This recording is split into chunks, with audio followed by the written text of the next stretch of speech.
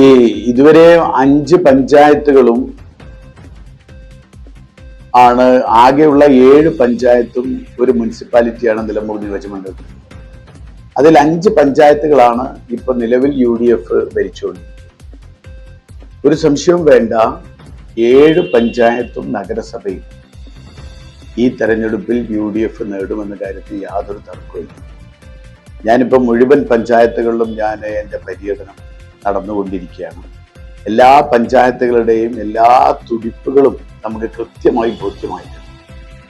നമ്മുടെ കയ്യിലില്ലാതിരുന്ന പോത്തുകല്ല് പഞ്ചായത്ത്, അത് ഒരു അതിഗംഭീര തിരിച്ചുവരവായി UDF നടത്തിക്കൊണ്ടിരിക്കുന്നു. അതുപോലെ തന്നെ അമരമ്പലം പഞ്ചായത്ത്, ഇപ്പൊ നിലമ്പൂർ നഗരസഭ നിങ്ങൾക്കറിയാലോ, കഴിഞ്ഞ 5 വർഷക്കാലമായി നഗരസഭയുടെ ഒരു തളർച്ച, വികസന മുരടിപ്പ്, അത് തന്നെയാണ് ഈ തെരഞ്ഞെടുപ്പിലെ ഏറ്റവും വലിയ ചർച്ചാ വിഷയം.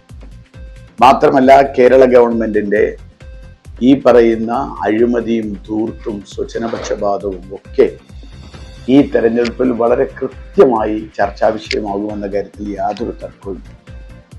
അത് ശബരിമലയാവട്ടെ, മറ്റു വിഷയങ്ങളാവട്ടെ. ഇവിടെ നമ്മളെ സംബന്ധിച്ചിടത്തോളം നിലമ്പൂർ നഗരസഭയിൽ, കാരണം മുൻപുള്ള UDF നഗരസഭ ഭരിച്ചിരുന്ന ഒരു കാലത്ത് ഉണ്ടായിരുന്ന പദ്ധതികളൊക്കെ നിർത്തലാക്കി എന്ന് മാത്രമല്ല, UDF ഗവൺമെന്റ് കൊണ്ടുവന്ന വികസന പദ്ധതികൾ പോലും ഫ്രീസറിൽ വെച്ചു എന്നതാണ്. ഇപ്പൊ എൻ്റെ പ്രധാന ജോലി ഈ ഫ്രീസറിൽ നിന്ന് ഓരോന്നോരോന്ന് എടുത്ത് വെള്ളം കുടഞ്ഞ് പുറത്തെടുത്ത് സാക്ഷാത്കരിക്കുക എന്നതാണ് ഇപ്പൊ എൻ്റെ ഏറ്റവും പ്രധാനമായ ജോലി. ഇപ്പൊ നിലമ്പൂർ ബൈപ്പാസ്, ഗവൺമെന്റ് കോളേജ് തുടങ്ങി നിരവധിയായ പ്രശ്നങ്ങൾ, ഞാൻ അതുകൊണ്ട് അതിന്റെ വിശദാംശങ്ങളിലേക്ക് പോകാൻ. എന്തായാലും അത് കൃത്യമായി ജനങ്ങൾക്ക് ബോധ്യമുണ്ട്. അതിൻ്റെ ഒരു വലിയ പിന്തുണ ഇവിടെ നിലമ്പൂരിന്റെ നഗരസഭയിൽ നിന്നുണ്ടാവും. മാത്രമല്ല, കഴിഞ്ഞ ഉപതെരഞ്ഞെടുപ്പിൽ തന്നെ എനിക്ക് ലഭിച്ച, അല്ലെങ്കിൽ UDFന് ലഭിച്ച ഒരു ഭൂരിപക്ഷം, അത് കൃത്യമായൊരു സന്ദേശം ജനങ്ങൾ നൽകുന്നുണ്ട്. UDFന് അവർക്ക് പറ്റിയ, കഴിഞ്ഞ 5 വർഷം നിലമ്പൂരിന് പറ്റിയ ഒരു വികസന മുരടിപ്പിന്റെ കൃത്യമായൊരു ബോധ്യം കൂടി അതിലുണ്ടായിരുന്നു എന്നതാണ് യാഥാർത്ഥ്യം. ജനങ്ങളുടെ ഇടയിൽ നിന്നുകൊണ്ടാണ് ഈ പ്രതികരണം പറയുന്നത്. നമ്മളിപ്പോൾ ജനങ്ങളുടെ ഇടയിൽ ഇറങ്ങാതെ നിൽക്കുന്നില്ല, അവിടെ തന്നെ ഉള്ളത്.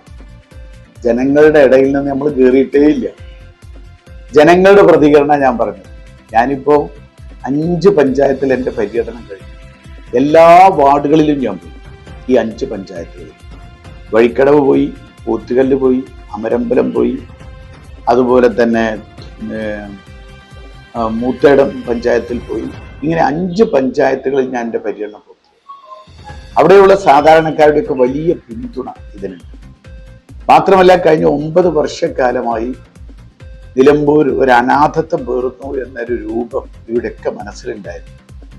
അപ്പൊ അതുകൊണ്ട് തന്നെ ഈ 7 പഞ്ചായത്തും നഗരസഭയും വിജയിക്കുമെന്ന കാര്യത്തിൽ യാതൊരു.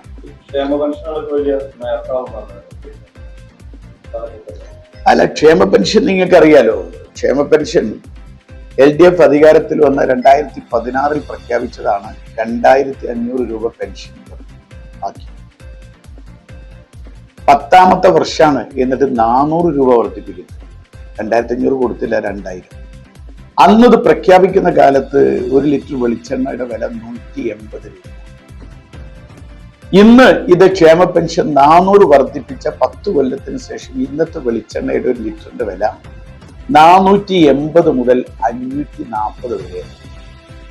അതായത് ഇപ്പൊ വർദ്ധിപ്പിച്ച ഈ ക്ഷേമ പെൻഷന്റെ 400 രൂപ കൊണ്ട് 1 ലിറ്റർ വെളിച്ചെണ്ണ പോലും വാങ്ങാൻ കിട്ടാത്തൊരു കാലത്താണ് ഈ 400ന്റെ പൂരിശ പറഞ്ഞത്. ഐക്യ ജനാധിപത്യ മുന്നണിയും വളരെ കൃത്യവും വ്യക്തവുമായി പറഞ്ഞിട്ടുണ്ട്. ഐക്യ ജനാധിപത്യ മുന്നണി അധികാരത്തിൽ വന്നാൽ ആദ്യം ഒപ്പിടുന്നത് 2500 രൂപ പെൻഷൻ ആയിരിക്കും, ഈ ക്ഷേമ പെൻഷൻ എന്ന കാര്യത്തിൽ തർക്കവും വേണ്ട. അപ്പൊ ഇവിടെ നമ്മളെ സംബന്ധിച്ചിടത്തോളം ഇവിടെ ജനങ്ങളെ കബളിപ്പിക്കുന്ന ഒരവസ്ഥാവിശേഷമാണ് നിലനിൽക്കുന്നത്. അതും എന്നിട്ട് കൊടുക്കുന്നത് എന്താ? ക്ഷേമ പെൻഷന്റെ കുടിശ്ശികയാണ് കൊടുക്കുന്നത്. ഇവിടെ നമ്മൾ ക്ഷേമ പെൻഷൻ കൊടുക്കാൻ വേണ്ടി, നമ്മൾ ക്ഷേമ പെൻഷൻ കൊടുത്ത കാലത്ത് സെസ് ഏർപ്പെടുത്തിയിട്ടില്ല. ഇപ്പൊ ഓരോ ലിറ്റർ മണ്ണെണ്ണയ്ക്കും അല്ല ഓരോ ലിറ്റർ പെട്രോളിനും ഓരോ ലിറ്റർ ഡീസലിനും 2 രൂപ സെസ്സാണ്. അവിടെ നമ്മൾ കടം പറയുന്നില്ല. അങ്ങനെ റെഡി പേയ്മെന്റ് കൊടുത്തിട്ടും പിന്നെന്തിനാണ് ഇവർ കടം പറയുന്ന ജനങ്ങളോട് നിലതാണ് നമുക്ക് മനസ്സിലാവുന്നത്. അപ്പൊ എന്തായാലും ഈ പെൻഷനൊക്കെ മാത്രമല്ല, നമ്മുടെ ഭരണകാലത്ത് 2ഉം 3ഉം പെൻഷൻ വാങ്ങിക്കാനുള്ള അർഹതയുണ്ടായിരുന്നു. ഇപ്പൊ കെട്ടിട നിർമ്മാണ തൊഴിലാളികൾ അവർക്ക് പെൻഷൻ കിട്ടുമ്പോൾ തന്നെ ഈ സാമൂഹ്യക്ഷേമ പെൻഷൻ അവർക്ക് വാങ്ങാം. കർഷക തൊഴിലാളി പെൻഷൻ അത് വാങ്ങിക്കുമ്പോഴും ഈ പെൻഷൻ അവർക്ക് വാങ്ങാം. ഇപ്പൊ അതൊക്കെ നിർത്തി. മാത്രമല്ല, ഈ പറയുന്ന അവിവാഹിതരായ സ്ത്രീകൾ, അതേപോലെ തന്നെ ഭർത്താവ് കാണാനില്ലാത്ത ഇട്ടേച്ചു പോയ സ്ത്രീ, അവർക്കൊക്കെ നമ്മൾ പെൻഷൻ കൊടുത്തിരുന്നു. അതൊക്കെ ഈ ഗവൺമെന്റ് നിർത്തലാക്കി എന്നതാണ് യാഥാർത്ഥ്യം. വലിയ മുന്നേറ്റം. അത് ഈ നാടിന്റെ സ്പന്ദനം നിങ്ങൾക്ക് ജനങ്ങളുടെ ഇടയിൽ നിന്ന് കൃത്യമായി നിങ്ങൾക്ക് ബോധ്യമാവുമെന്ന് എനിക്ക് പറയാം.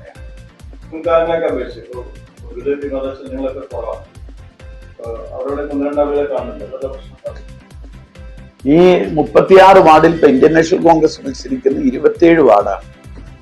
27 വാർഡിലും എല്ലാ കാലത്തും കോൺഗ്രസ് മത്സരിക്കും. 1-2 സ്ഥലങ്ങളിൽ ചെറിയ പ്രശ്നങ്ങൾ ഉണ്ടാവാറുണ്ട്. ഈ തെരഞ്ഞെടുപ്പിന്റെ ഏറ്റവും വലിയ പ്രത്യേകത, ഒരു വാർഡിൽ പോലും ഒരു കോൺഗ്രസിന്റെ ഒരു പ്രവർത്തകൻ അഭിപ്രായ വ്യത്യാസം കൊണ്ട് മാറി നിൽക്കുകയോ സ്ഥാനാർത്ഥിയായി മാറ്റുകയോ ചെയ്തിട്ടില്ല എന്നതാണ്. പിന്നെ മുസ്ലിം ലീഗിന്റെ വാർഡുകളിലാണെങ്കിലും ഇത് സംഭവിച്ചിട്ടില്ല. നേരത്തെ പാർട്ടിയിൽ നിന്ന് പുറത്തായ കുറച്ച് ആളുകളൊക്കെ അവിടെ ഇവിടെയൊക്കെ നോക്കിച്ചു. അതിലിപ്പോ പാർട്ടിക്കൊന്നും ചെയ്യാൻ കഴിയില്ല. അപ്പൊ അതുകൊണ്ട് തന്നെ മാത്രമല്ല, ഇവിടെ നമ്മൾ സ്ഥാനാർത്ഥികളെ തീരുമാനിച്ചപ്പോഴും വാർഡ് കമ്മിറ്റി തീരുമാനിച്ച സ്ഥാനാർത്ഥികൾ, ആ വാർഡിൽ വർഷങ്ങളായി താഴെ തട്ടിൽ ജനസേവനം നടത്തുന്ന ആളുകളെയാണ് നമ്മൾ സ്ഥാനാർത്ഥികളാക്കിയത്. ആ രീതിക്ക് അപ്പുറത്തു 2015 ആകെയുള്ള 33 സീറ്റിൽ 26 സീറ്റാണ് UDF കിട്ടിയത്. ഇപ്പോ ഒരു സംശയം വേണ്ട, 36-ൽ ഞങ്ങൾക്ക് LDF ഷുവർ ഷീറ്റ് എന്ന് പറയാൻ പറ്റുന്ന ഏത് സീറ്റാണ്? ഏതെങ്കിലും ഒരു സീറ്റിന്റെ പേര് പറയാൻ പറ്റും? LDF കാരൻ ഈ സീറ്റ് ഞങ്ങൾ ജയിക്കുള്ളൂ എന്ന് പറയാൻ പറ്റും? ഒരു സീറ്റ് എവിടെയുള്ളത്? ഞങ്ങൾ മുഴുവൻ സീറ്റ് പരമാവധി 2015 ഉണ്ടാക്കിയതിനേക്കാളും ഒരു വലിയ വിജയം, ഒരു എന്താ പറയാ 4-3 ഭൂരിപക്ഷം എങ്കിലും ഞങ്ങൾ നേടുമെന്ന കാര്യത്തിൽ ഒരു തർക്കവും വേണ്ട. അതിന്റെ ശുഭ സൂചനയാണ് ഉപതെരഞ്ഞെടുപ്പിൽ നിലമ്പൂർ നഗരസഭയിൽ നിന്ന് ലഭിച്ച ഭൂരിപക്ഷം.